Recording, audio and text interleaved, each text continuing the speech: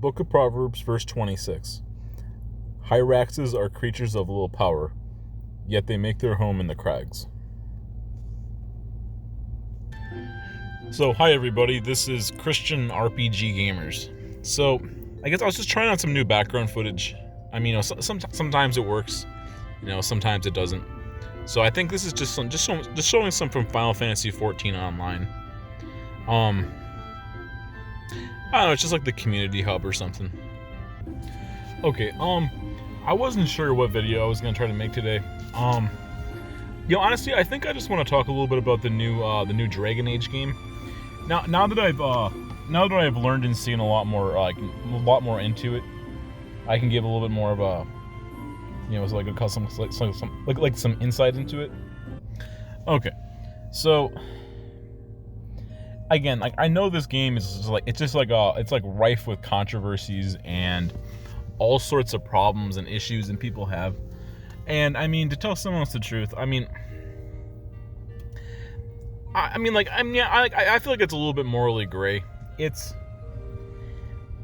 I think a lot of people they like to just stir up conflict for the sake of stirring up conflict, and a lot of people are just mad all the time about something. So I don't know how accurate some of this stuff fully is, but I mean there is obviously some layer of truth to it also. I think so. A lot of people's problems are with this game currently is I think a lot of people they just don't like the character models, and they think they're like, quote unquote like ugly or something. And a lot of people, they don't like the characters, they don't like the dialogue choices and some of the references to some of this stuff. And I mean, honestly, that kind of stuff, in my opinion, about like a video game or like a creative expression, that stuff is pretty it's pretty subjective at the end of the day. But there is layers of truth to that also. Because, I mean, the people did create this stuff, right? So they made a personal choice at the end of the day. So I know there's a lot of controversy. There's like all that woke crap about all this stuff. And yeah, I mean, I do think that a lot of that stuff is true also. But I would say this, though. I do think this game, honestly, it looks like it's pretty fun. I mean, the graphics are pretty nice. And there's arguably quite a few good things about the game. This game reminded me quite a bit of Baldur's Gate 3. Honestly, when I was playing the game, I mean, it kind of just went to my mind.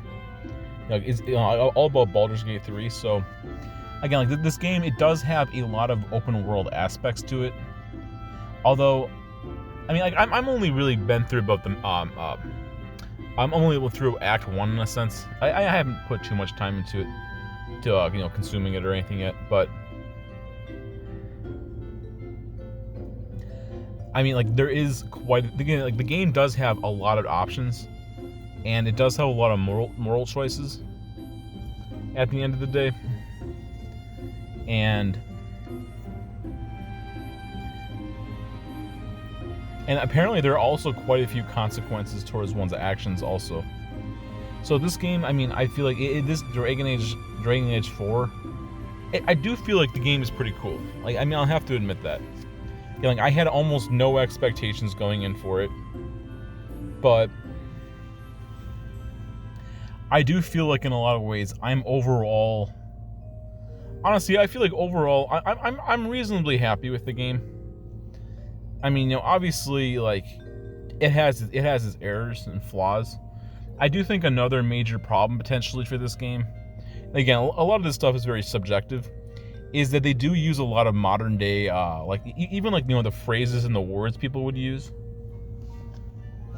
Instead of making this game more like, I don't know, even like a more traditional, like normal, sort of like a medieval fantasy, they use a lot of slang, they use a lot of words and a lot of phrases, and how they would speak and interact with people as if it was like the 2020s. And instead of being like, its own, again, I think this is a big problem in fantasy in general. And again, I will at some point, I will try to put some kind of a Christian message in this also. But sometimes it's important just to be honest about it, right? I do think that, just like good, clean, wholesome entertainment is a good way to glorify God. In holiness, right? Because again, I think I have that on this picture here, right? In holiness, God is good. I think one of the ideas of fantasy, obviously part of fantasy is about escapism. So if you're constantly reminded that, you're in the real world, this really destroys your ability to become immersed into the game. And it's like if you looked at like Dragon Age 1, for example, like basically like a legendary game, you would not really feel like you're in your own world. You feel like you're in this specific world. And they wouldn't go out of their way to use, modern day like slang or something. Just even like, the way of how people would speak nowadays. And they also wouldn't bring in like, more modern day, again, like, there's modern day politics, there are modern day, like, again, like, I know some of the stuff is controversial, right? They got those surgery scars if you're like, you did transsexual or something behavior, which again, I mean, I'm not going to go into that deeply, right? But, they have those scars, which again is kind of weird. Why in a fantasy world set in like, I don't know, like year maybe like 1500 or something, why they need, or not, probably in like the year 1000 maybe, in like a medieval fantasy world. It's hard to keep track of the exact year frame, right? But why a game in that time, in like I mean, I don't even know what fantasy realm I would even call Dragon Age. Maybe on like the high fantasy realm. Or yeah, I mean, like, obviously it's called dark fantasy, but it is pretty high in the fantasy spectrum.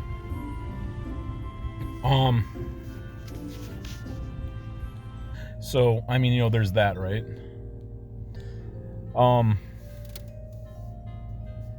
And then it's like, again, like, you want the world to be like a form of escapism.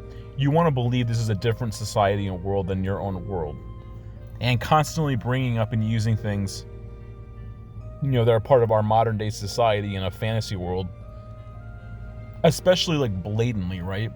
It really takes away, your sense of immersion. I mean, again, like, I don't think that every single thing, from the real world being put in a game is bad necessarily, but I do think that there are limitations. If your game is truly like a full scale high fantasy world, like if you're being I'm just being objective, right? It should be, its own world. It shouldn't be planet Earth in our current society with all of our real world, stuff. It's its own world. It's its own game with its own little, like, reality separate from our own. So if there are stuff from the real world in this type of a series, it's not necessarily bad. Like, okay, like, what's a hypothetical example? So I know they use this phrase. I mean, I'll think of the exact words. I think the name of your character is called Rook, or there's like a nickname they gave you is called Rook, and they use like Rook like from the chess, and like, this is, I mean, it wasn't necessarily bad. A lot of this stuff is subjective. We talked about how like, like my chessboard, and they had like the Rook can only move like one straight, like, on the bottom or the top, and it's like something about like a queen or something can go any directions, or it's like one of the most powerful pieces on like the chessboard. So this was like I mean, I don't want 100% quote for quote, but it's something like that. And it's like, that's not necessarily bad. Now that, again, sometimes it's a little bit cringe, I guess, but it's not necessarily bad. And like, even in The Witcher 3, there are examples of it having real world examples, like having again, like, playing chess in like a fantasy world. I don't think it's a bad thing necessarily, but I mean, it's like, having things from the real world. Like, obviously, fantasy societies are still going to have things that we would have in our lives. Like, it's like all of the basic stuff we would have. And if it's set in a medieval world, they're not really going to have a lot of technology. It's probably on, like, the lower spectrum. Like, they might have, like, crossbows, for example. But they're not going to have, like, a 50 caliber, mounted machine gun with, like, AI, auto target or something. Yeah, I mean, they might have a crossbow that they can use because it's more medieval, and they might have some ranged weapons. And that makes logical sense, because if you set most fantasy games like those are usually set in like a more medieval fantasy. And like, there are obviously, more newer age technology too. Like there's Final Fantasy games. Well, a lot of the newer Final Fantasy do have a lot of like technology, and that is usually set even further into the future than our world. But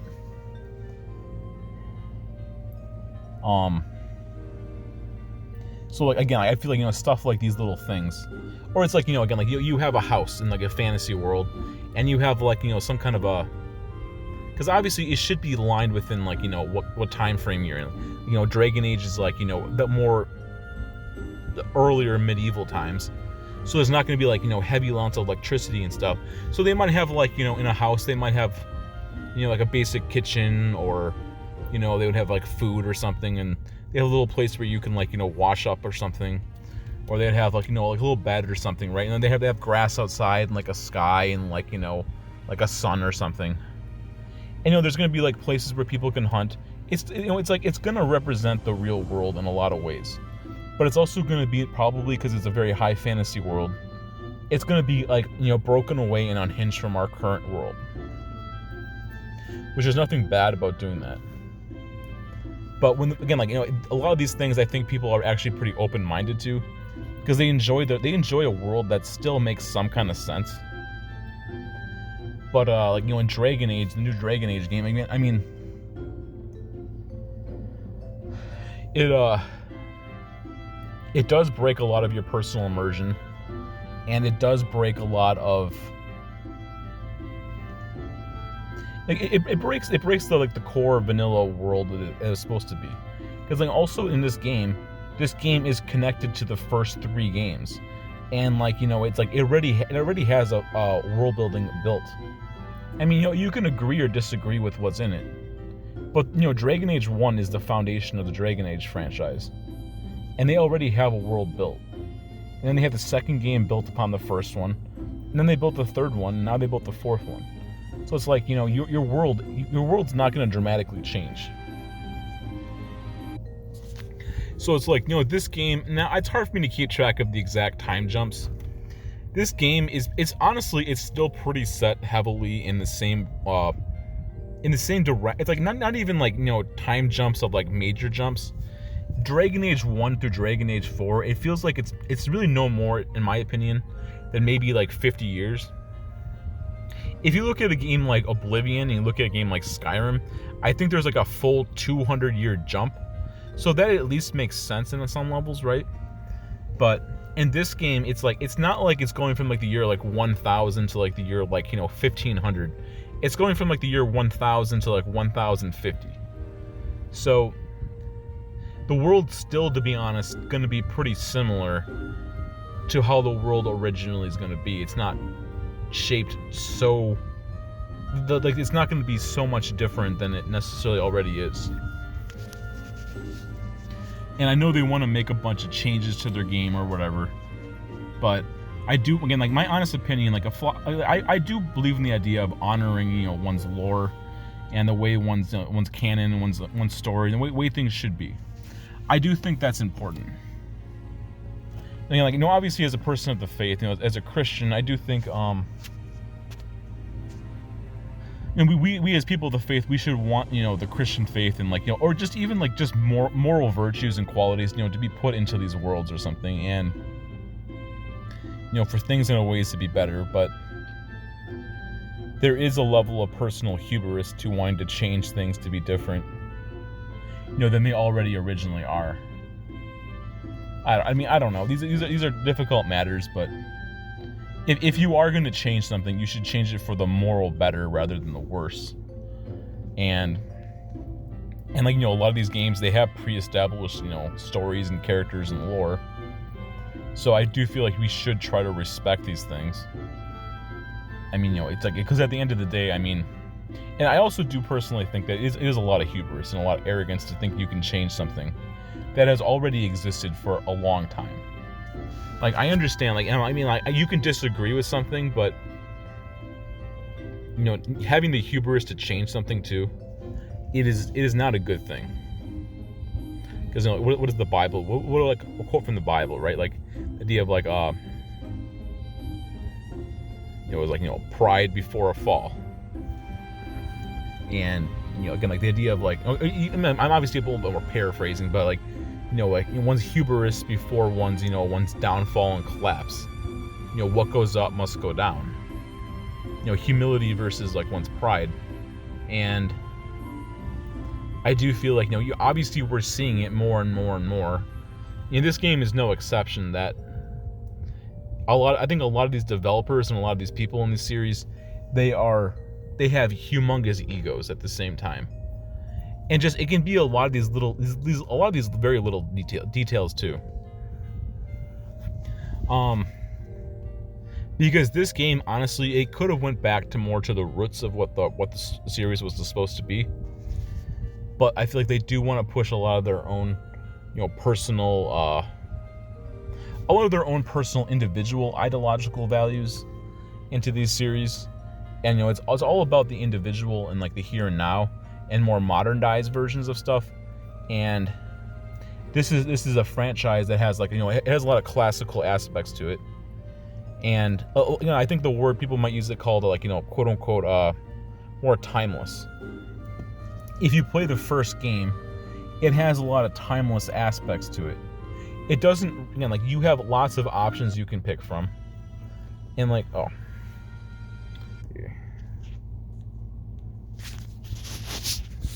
yeah, I mean, I made some more backgrounds.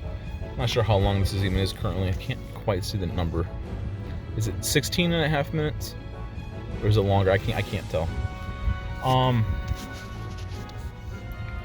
So it's like, if you look at like the original game, or even going into like the second game, it really doesn't have a lot to do with you, the individual, or people in the modern day world. It's more like a timeless, more classical values. It's like, sure, there are moral dilemmas, but I mean, I also feel like even in the first game, I mean, sure, it's like, it's like you, the main character, you are important, right?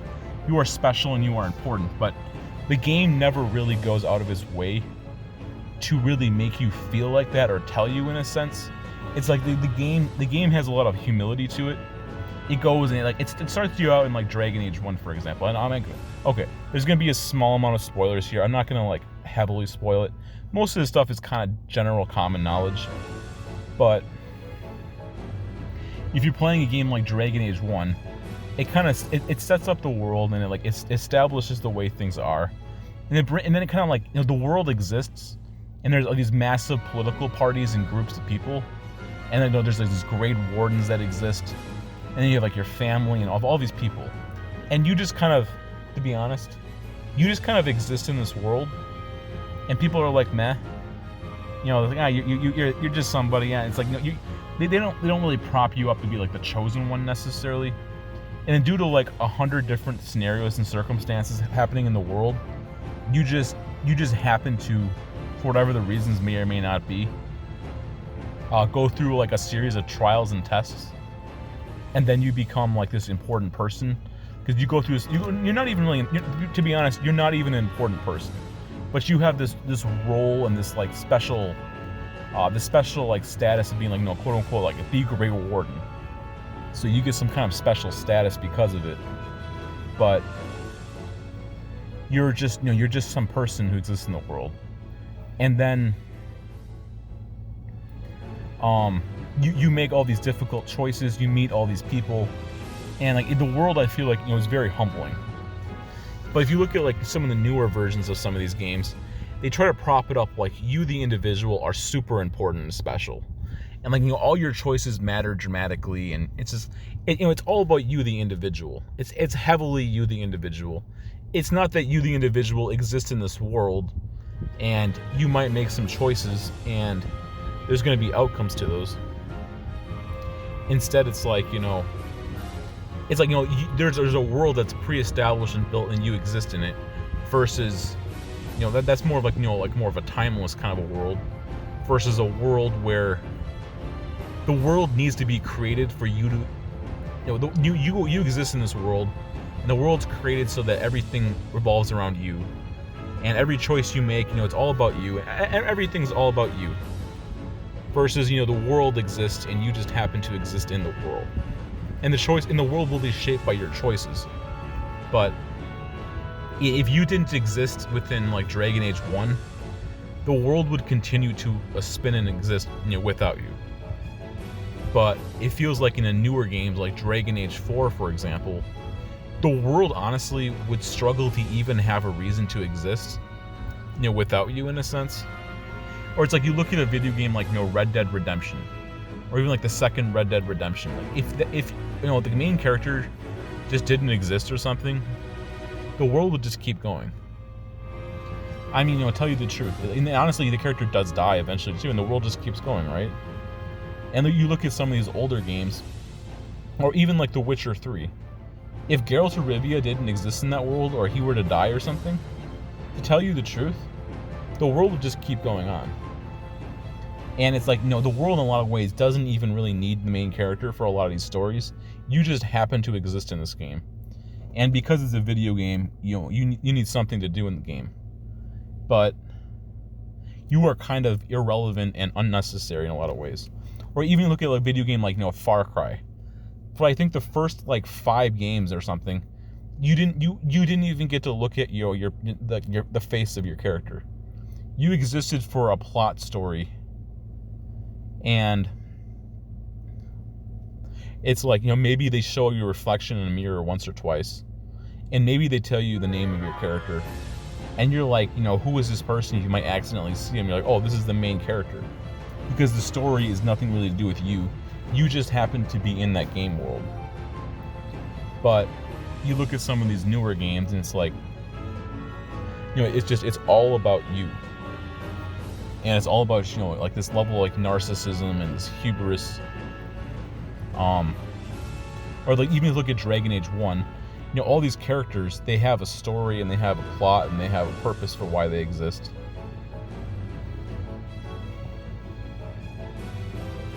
And they might ask for your advice or your counsel on how they should approach the situation. And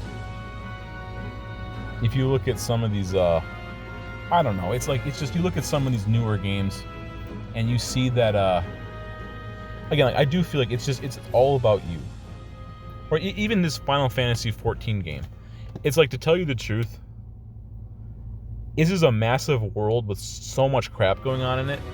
And to tell you the truth, if you just didn't exist in this world, it's like, honestly, it wouldn't even matter. This world could just exist without you. It could keep going for like, multiple thousands of years. Presuming there's not some major conflict, right? But you look at some of these newer games, it's like, everything's all about the character. And, okay, I'm not even sure exactly where I'm trying to go with this exactly, but, I mean, maybe somebody understands this point a little bit. So these are some of my personal issues that I might have with some of the newer fantasy worlds and stuff. Is, they formulate the entire worlds based around the character. And without the character, the game and the story doesn't make any sense. And even if you're playing like a Dungeons and Dragons group, I mean, I get it. You are the main characters, but no one main character should be capable of, if you say when the characters in Dungeons and Dragons campaign, something were to happen to them, the world should just be capable of continuing on without you. You can build a new character or something.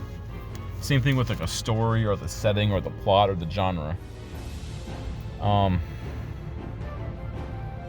guess, okay, so even if I try to put like a more direct Christian message into this, you have like the Bible, for example, and these are written accounts of history and people's lives. But if one of these characters, say, were to they committed a sin, or they did something, or whatever their actions might be, if they were to die or they were to disappear, the world would just keep going on, right? Earth would just keep spinning. In holiness, like the right hand of God would just continue. God would just take another human being and replace that person, and then the story would keep going. And that person's story and journey would end, and then the next one would go on. And it feels in a lot of ways like, I mean, I don't know. It's like these games couldn't. This game couldn't even exist without you. I mean, I don't know. Maybe I have it wrong. Maybe I'm just a little bit more jaded. I got this lemonade I drink.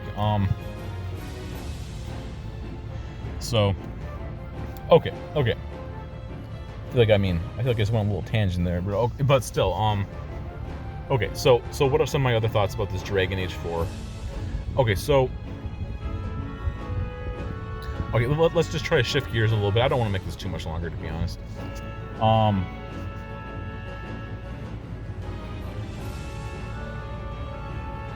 So, I honestly feel like, there are some aspects of the game that are still taken from the originals.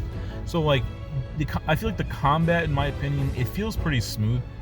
So it's like you can kind of pause the game in the middle of combat, and you can kind of like issue some of your own commands for some of your own powers or your spells or whatever. And I feel like you have a small amount of control of the other characters. And I know this is something that more like, they've been trying to do more in a lot of the newer games, but I mean, I don't know how I feel about some of this stuff. So like the game isn't really a tactical game necessarily. It is more of like an action adventure. I mean, I personally, so this comes down to a very subjective point of view. I mean, I don't really like controlling all the other characters, to be honest. I would rather just control the main character. And honestly, I'd rather just make the choices for the main character. I don't really want to, run other characters' lives and choices and stuff. Because, like, it really gets down to, like, this whole micromanaging thing. Or sitting there, like, in the middle of combat, having to pause the game, having to issue orders and commands to all these different allies on the battlefield. Or, like, because I'd rather just control the main character and not have to think about this stuff too much. But if the game is a very tactical game, it would make sense that you could hypothetically control all the characters. But at that point, you might as well make it either turn-based or something like that. You might as well change the system a little bit. So like you can pause the game. I don't know. I mean, I'm not against this idea of pausing the game. Like, I mean, you have like the VAT system. You have like the VAT systems in like Fallout. I know the old ones that just pause it. I mean, I don't mind like a partial slowdown necessarily. Like, so you want to use a power that you have to target something like, and like it might pause the game. It might do like an 85% pause where it's the game still moves, but it slows it down dramatically. So okay, so again, like a lot of this does come down to subjectivity. I personally. And this is like me personally. I prefer things to be more pure. That's the power my phone have, not a lot. I prefer things to be more pure in a sense. Maybe I believe in the idea of, like when I like certain things to be a certain way, then not be another way. So like if you're gonna build your video game system, a lot of ways I would prefer it just to be, one specific type of way, and then don't try to do all the other methods in the same game. So if your game is going to be like a turn-based game, make your game more of a turn-based game. And if you're going to make your game more of like an action combat, then just let the game be more of an action combat. You don't have to try to mix and match and do both of them. And if you want to do one, do it one. If you want to make your game Dragon Age 4 like a more of a turn-based game, I feel like you can do that. And if you want to make Dragon Age 4 an action-adventure game, where it's like, just smooth, seamless combat, like you can do that. Like, you look at Baldur's Gate 3. I mean, the game doesn't have the auto pause system. It's just turn-based. And I think a lot of people are very happy. To be honest, maybe I'm just wrong. I think that game is just more of like a turn-based. Now, I could just be wrong. I know some of the other ones aren't. I would say just focus on doing one or the other. And if you want to make the game an action-adventure game, and you give people like some kind of like a temporary pause system, I think that can be fine. But, and like, it's like, then you have to sit there and you have to be looking around the map. You have to be controlling the battlefield. And it's like, you have all this stuff, right? And this stuff is, I feel like, I personally find it to be extremely stressful. Controlling all these, worrying about and micromanaging and controlling all these details. And like, I know that, like in Dragon Age Inquisition, for example, I feel like that game feels like it forever ago. They gave you the ability to like auto level up your character companions, which I personally think is fine. And there's some people, they just don't want to sit there and have to deal with all this stuff. And like, I know there are story modes. Like, and this game does have a story mode difficulty. So effectively, they have a button where you can flip the switch, and then basically you just can't die. So basically, I think you can just basically win every combat. I mean, it might get tedious to some extent, but basically you just can't lose.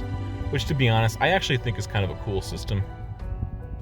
Like, it is, if you're playing the game for the story mode, like you just you know, it's like it is inevitable that you will win every combat. Now you can still have your own enjoyment to it. It's like because to tell you the truth, like you basically have to win everything anyways. So because like in all these RPG games, it is inevitable that you have to survive and win through the end anyways. Like if you lose in the game like this, you just either the game stops right there and you're done with the game, or you have to reboot your save and continue forward. So it's kind of the same inevitable reality. I mean, like, I know obviously you can win and lose and stuff. So on a story mode difficulty, I mean, I'm okay with that. And I mean, honestly, I enjoy playing a lot of these types of games. Like, I do play a lot of games on like story mode. Like if I'm playing like, you know, like a Baldur's Gate 3 or something, or you know, like a Dungeons and Dragons like video game, or I mean, like, you know, you have Dragon Age, you could have I don't know, like, you know, all those types of games, like those more like, you know, those kind of RPG style games, for those specific types of stuff, where you're focusing more on the story anyways. I personally I'm pretty open-minded to the idea of a story mode, or playing on story mode. Now, I mean, that might be a little bit like, you know, debatable. Some people, they do and they don't like this stuff. But like, if I'm just playing casually by myself, it's like I don't have an audience per se for it. I'm not doing this for other people. I'm just kind of by myself. I'm okay with playing certain types of games on story mode, because it just makes it easier. So like, even a game like Dragon Age, I mean, I'm okay with playing this kind of game on story mode, because like I'm not really playing the game for the combat necessarily. I mean, it depends on, you know, what you want to do with it. Because I mean, I enjoy the combat for these types of games, but in a lot of ways, the combat is not like the exact reason why I'm there. In a lot of ways, it probably is for the moral choices. Like if I'm playing like, you know, one of these D&D style games, like they got I don't know, like Divinity Original Sin or like Pillars of Eternity or something. It's like, you know, the combat is just a fun extra thing there. I enjoy a level of combat, but I mean, I am there probably for the main story, and like I am there to make the moral choices and stuff, and to build, you know, for whatever the reasons might be, right? Whatever your reasons are, that's probably why I would be there more at the end of the day. So I mean, I'm very open-minded to making the game easier for myself, so I can kind of just, you know, so that I mean, it's a very casual mentality. So, and like, you know, and I feel like if you're playing the game, and you're not really playing it for the story, you're not making the moral choices, and you're not doing any of those things, then maybe you do want to make the game harder for yourself, because you're not playing the game for role-playing your character. You're not trying to, you know, develop a story and stuff. You're playing the game just for the mechanics. I can understand why you want to make the game harder for yourself, because like you're only playing it strictly for the mechanics. So if you're doing only for the mechanics, making the game harder, it makes rational sense. But if you're playing it more for a story, you just want to have a fun time, and just want to beat the game eventually, making it easier for yourself, or making it significantly more lax, or more relaxed, or more relaxed, that also makes sense too. So, okay. I mean, I have no idea what I'm gonna name this video, but well, yeah, like the Dragon Age 4, I would say. I mean, I feel a little bit conflicted about it, but I feel like overall I'm pretty happy with the game. So, and also I feel like the main story it is decently long too. Like, you know, you're gonna get a decent amount of money out of it, your value from it. It's like, I mean, I feel like I don't know exactly how long the game entirely is. It's probably like a good solid, like, you know, you can put like a good 30 hours into the main story. So it's like, you know, you're gonna get a decent amount of, like, you know, bang for your buck. And I mean, obviously there's tons of side stuff you can do, places you can explore. There's a decent amount of loot and stuff. And and honestly, you can play this game multiple times too. So like, I mean, there is a level of replayability to it. It's like, and also, to be honest with somebody, every time there's a new game made, they are going to make changes, and some people will view them as bad, and some people will view them as good. So, for example, you look at this guy called his name is called Brian Menard. So he was playing the game. Like, he never played the original game, so like, this is one of his first, fresh experiences with the series. Or someone who's younger is going to maybe play the new game and not going to play the old ones. And like, even for myself, for example, right? I never really played like the original like Baldur's Gate 1 and 2, and I never really played like Neverwinter Nights or like Icewind Dale and stuff. I mean, I have a little bit of experience with them, but to me they're extremely outdated. So I think one of my first video game series that I really initiated myself into the D&D world was Pillars of Eternity 1. Now that game honestly at this point is borderline old, but I think that was one of my first video game experiences of it. So I'd never experienced the old games necessarily, but I do know the new game. So it's like, and newer people are going to play like, the Dragon Age 4, and they're going to be more accustomed to the more modernized version. So it's like, a lot of this stuff is very subjective, but I do think it's important to honor and remember the old, kind of like the old ways and the ways things once existed. I think this is probably more like a very more classical conservatism sort of value system. So, and I do think it's important to honor the old ways, especially if they have more, especially if they deserve it, and or if at least it was like somewhat moral or valuable. And as a Christian, I think it's important to have moral values and teachings and ideals, especially higher teachings. So it's like, honoring your family history or your family name or certain traditions and stuff.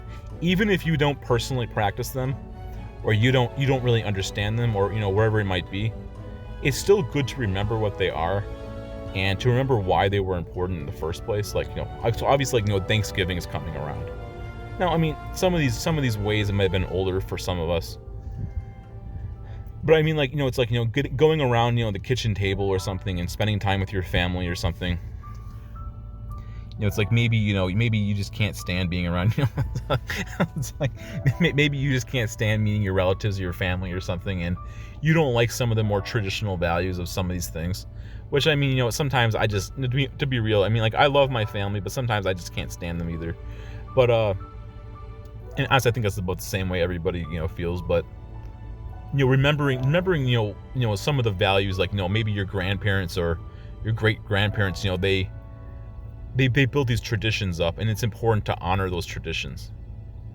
And the same thing with, like, video games. Like, again, like, I never really played, like, the older Baldur's Gate, but I can understand why somebody would feel, that they changed the game so dramatically from, like, Baldur's Gate 1, 2, and, like, from all the way to, like, Baldur's Gate 3. I mean, you should still, like, you should still go through and see why certain things were the way they were. Because, like, that's the building foundations for your franchise. And I do feel like a lot of these companies, they really should probably at least consider. Obviously, you can't rewrite history. A lot of these companies, they should go back and they should learn why their games were great in the first place, and then try to. I mean, again, you can't make everybody happy, right? But you could at least try to honor why things were the way they were to begin with. At least try to respect the way systems were and stuff. Like, I do think this is a good value system. I mean, I'm trying to follow more myself. The idea of, like, honoring the past, honoring lore, honoring the way things used to be. Like, sometimes you can't go back to the way things used to be, but you can at least respect it. And as a Christian, having traditional values is good. All right, so I'm going to end this here. I guess in the comments section below, let me know what your thoughts are on this. And again, like, do you believe in honoring history, or do you think that history should be forgotten and we should just move forward? Because I mean, some of these are more liberal values, and some of these are more conservative values. And I mean, again, I personally, I am more of a conservative when it comes to, like, a lot of these, like, philosophical and moral and political values. But I mean, I'm also kind of venturing more towards becoming more of like a centrist. But I mean, again, like, I do think that a lot of the more classical conservative values are still true. I mean, we are kind of losing our minds in our world currently, but too much extremism is bad. But there is a lot of truth as to why certain things were good in the first place. Why did people like playing Dragon Age 1? Why did people view Dragon Age 1 as a legendary top-tier game? I mean, just think about it. The game is regarded as basically one of the best games of all time. So, there must be a reason for that, right? And a lot of people hate Dragon Age 4, so it's like, there must be a reason for that also. Especially if it's more like unanimous, right? Okay, so yeah, let me know what your thoughts are, or what Christian values do you think there are in the new Dragon Age, or just a Dragon Age franchise in general. All right, thanks for watching. God is good.